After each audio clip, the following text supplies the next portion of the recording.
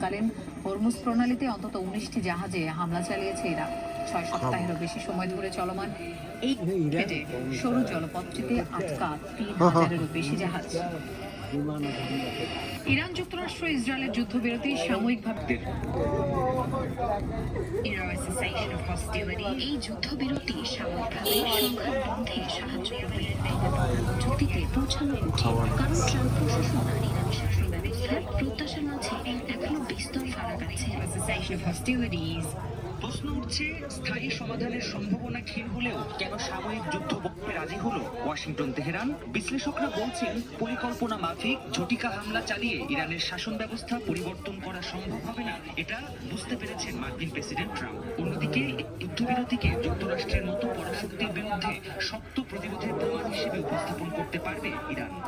president Trump বুঝতে পেরেছেন ইরানের শাসন